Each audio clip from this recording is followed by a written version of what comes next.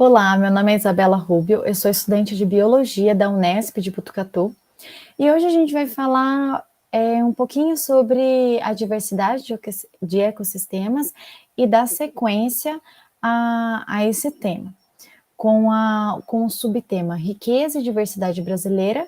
Então, a gente já retratou esse tema na aula 1 e é interessante que vocês assistam a aula 1 para dar prosseguimento com a aula 2 agora.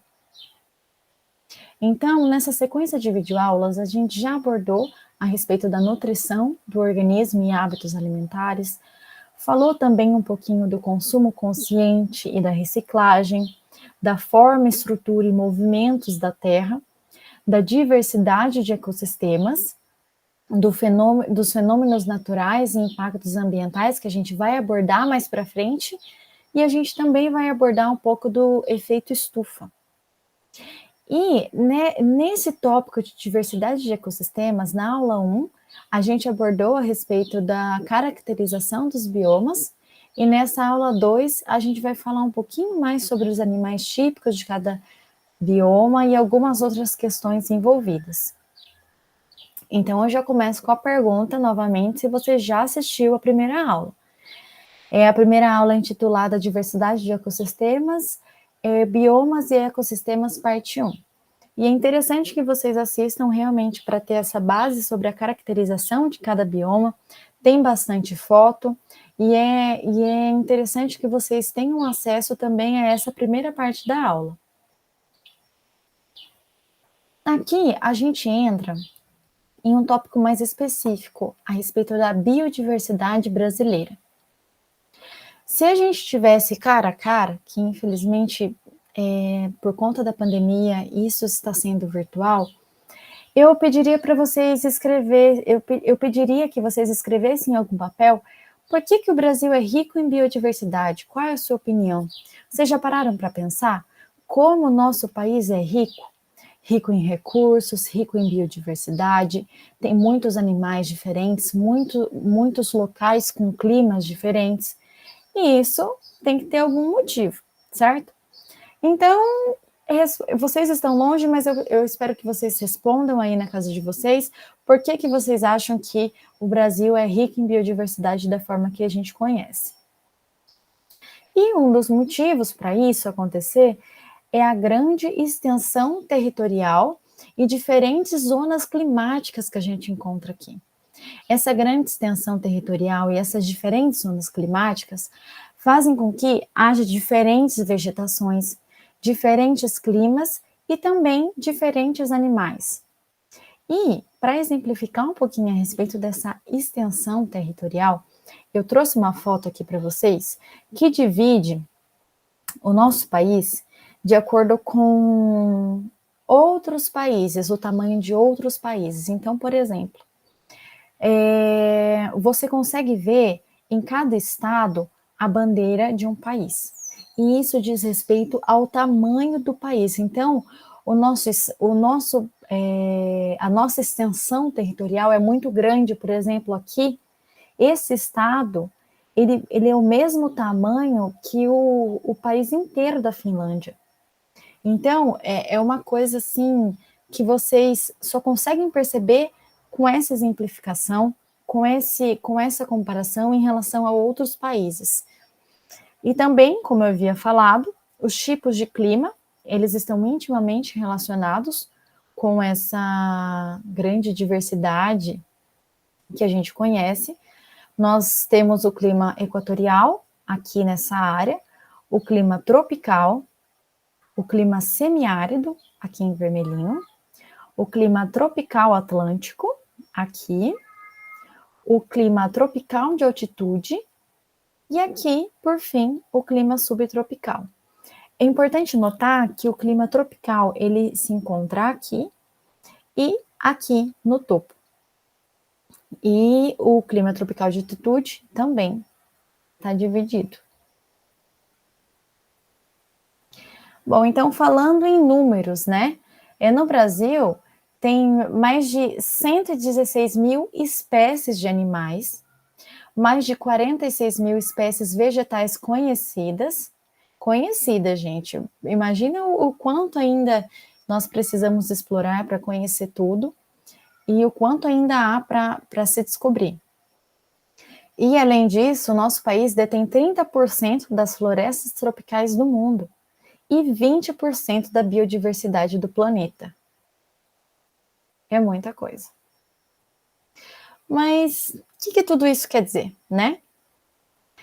Que nosso país tem um valor científico, um valor ecológico, um valor econômico por conta dos recursos, ecológico por conta da diversidade animal que a gente encontra aqui, um valor científico, porque aqui nós podemos conduzir diferentes tipos de pesquisa com diferentes animais, com diferentes espécies de plantas, um valor social, um valor genético, por conta da diversidade de espécies animais e vegetais, e um valor cultural também.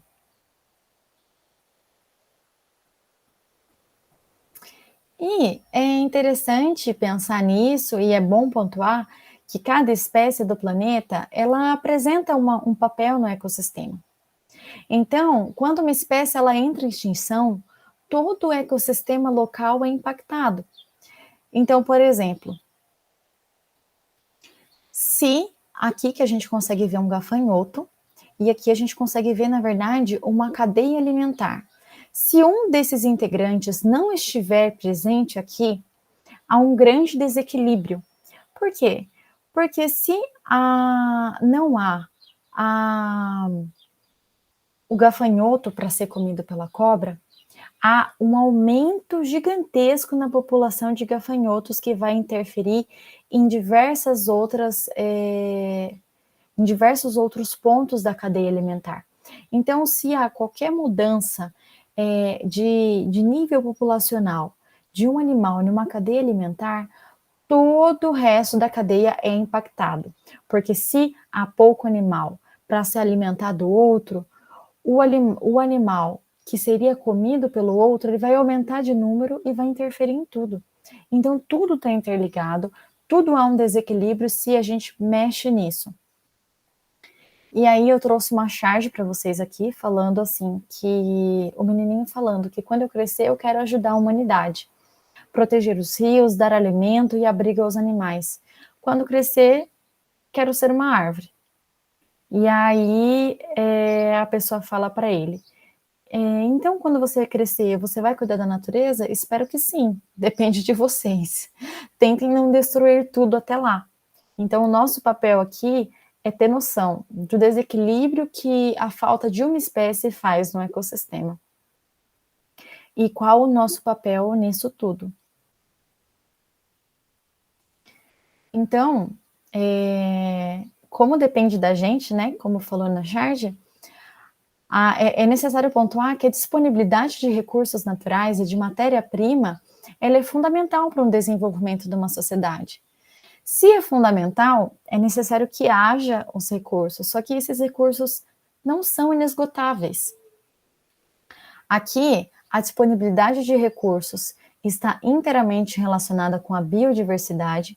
Essa biodiversidade está relacionada com o desenvolvimento econômico, e esse desenvolvimento econômico, ele está relacionado também a esse bem-estar social. Então, é óbvio que os recursos não são inesgotáveis, mas ultimamente nós estamos precisando relembrar disso por conta da atual situação que a gente vê nos nossos biomas de queimadas, de desmatamento, de extinção de espécies. A natureza, ela não é inesgotável. Tudo que acontece nela há um impacto. Há um impacto e cada vez mais a gente está sentindo.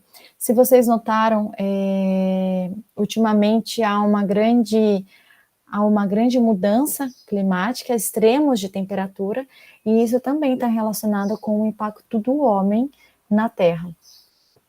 Porque a destruição de florestas, as queimadas, a destruição de biomas inteiros, que a gente vai ver mais para frente, são consequências, né, do que a gente está vendo hoje. Então aqui eu trouxe só para vocês, mais uma vez, Essas fotos eu já havia colocado na primeira parte da aula, mas eu queria relembrar alguns aspectos. Aqui a gente vê o bioma Amazônia, a gente consegue ver toda a sua extensão aqui, com uma floresta contínua.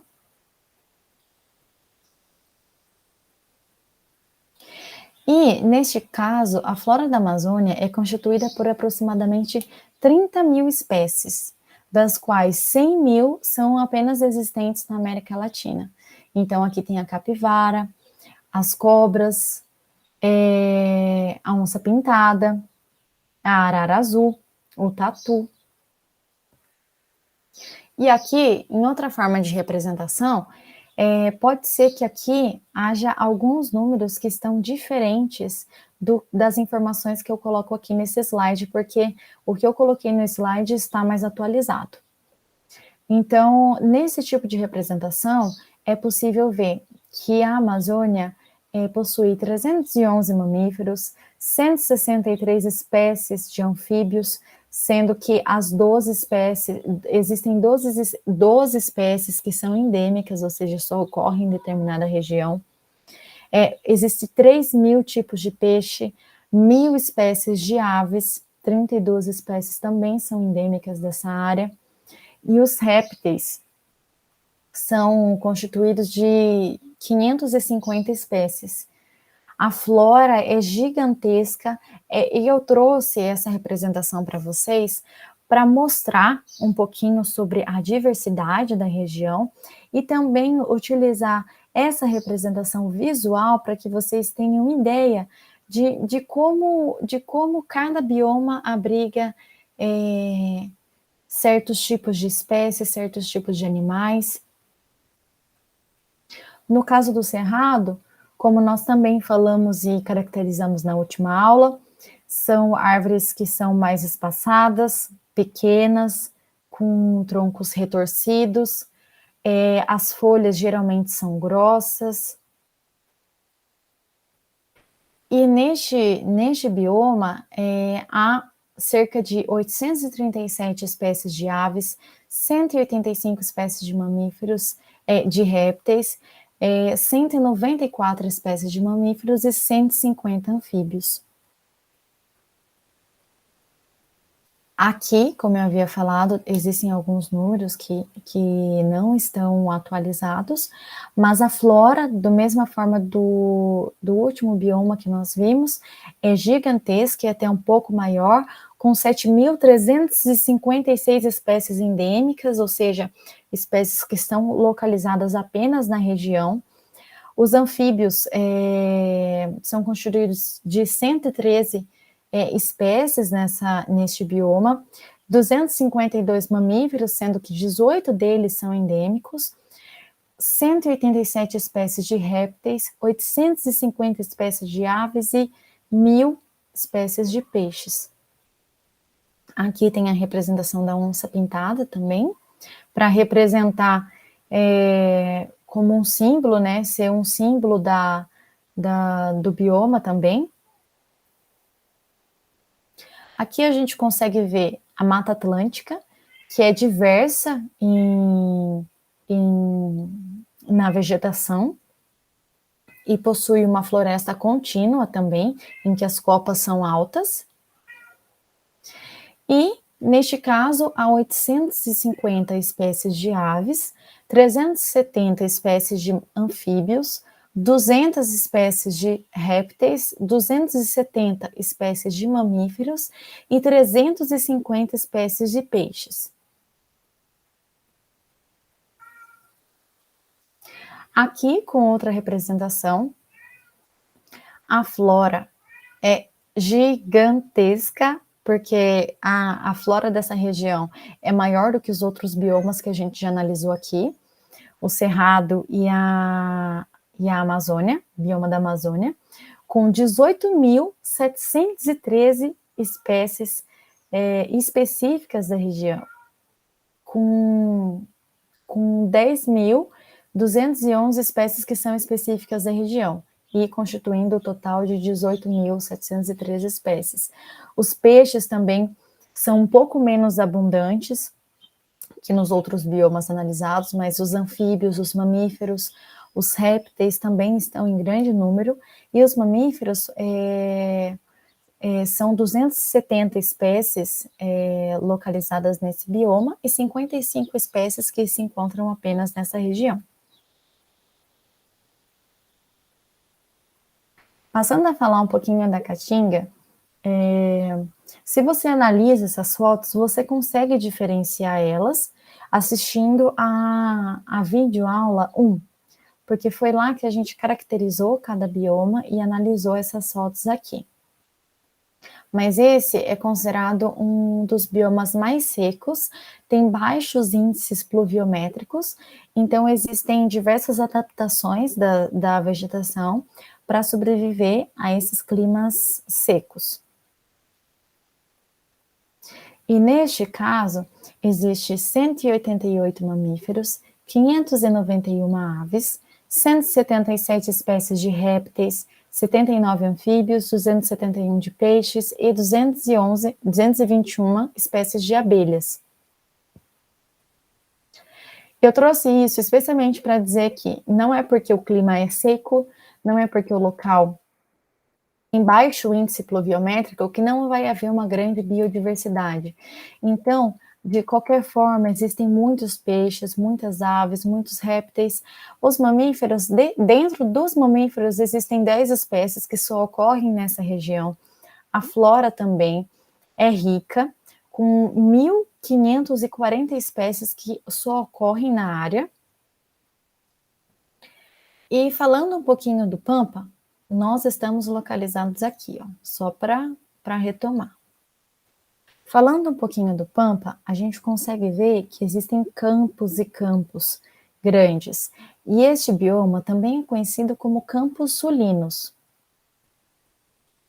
Esses campos sulinos apresentam 500 espécies de aves, 100 espécies de mamíferos e uma grande variedade de insetos que contribui para a existência de várias espécies de aves. Aqui a gente pode analisar essa outra representação que fala um pouquinho sobre a porcentagem de cada mamífero e de cada animal neste bioma. E chegando no Pantanal, no nosso último bioma a ser trabalhado, a gente pode ver o cervo do Pantanal, consegue ver o jacaré, a arara azul. No geral, existem 132 espécies de mamíferos, 463 espécies de aves, 113 espécies de répteis, 41 espécies de anfíbios e 263 espécies de peixes.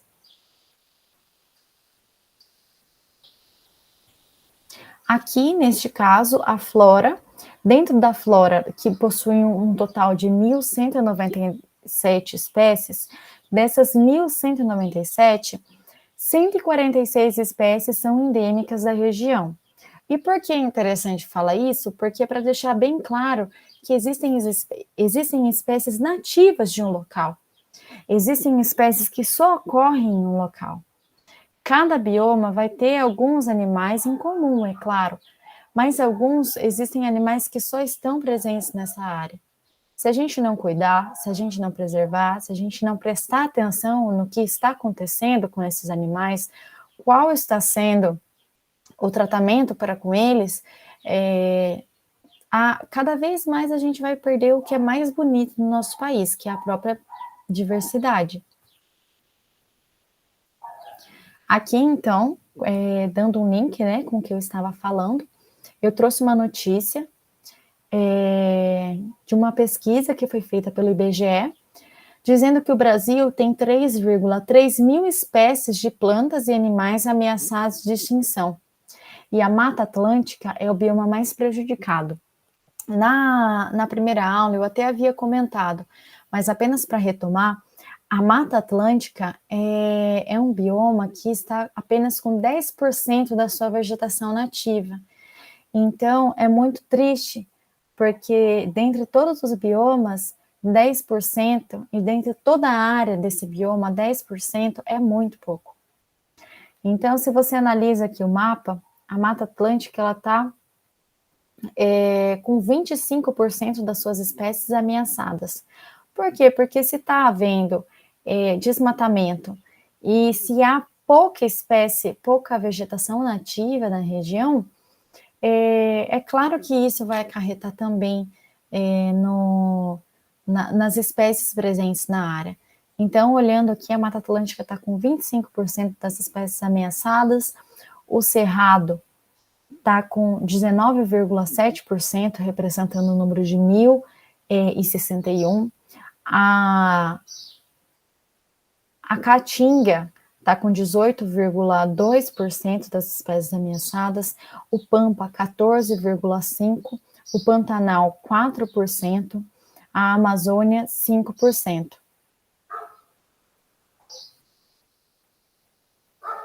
E aí, eu já falei um pouquinho na aula de hoje a respeito dos impactos, de alguns impactos que o homem pode ocasionar nesses ecossistemas. Mas se você quer saber mais, assim, eu só citei, se você quer saber mais sobre como nós impactamos esses ecossistemas, você pode acessar a próxima aula, que é chamada Impactos Ambientais. Como desequilibramos os ecossistemas brasileiros? Então, se você quer saber um pouquinho mais sobre isso, você pode acessar a aula. É interessante que, para ter um conteúdo completo, você assista a aula 1, de caracterização dos biomas, para depois você ver um pouquinho dessa vegetação nativa, desses animais nativos da região, e agora, daí entrar nesse último tópico do tema, que falam um pouquinho dos impactos ambientais diretos do homem, né, das ações antrópicas diretas do homem nesse ecossistema. Eu agradeço muito a atenção. Se você tiver alguma dúvida, você pode escrever para mim. O meu e-mail é rubioisabela05@gmail.com. Muito obrigada pela atenção.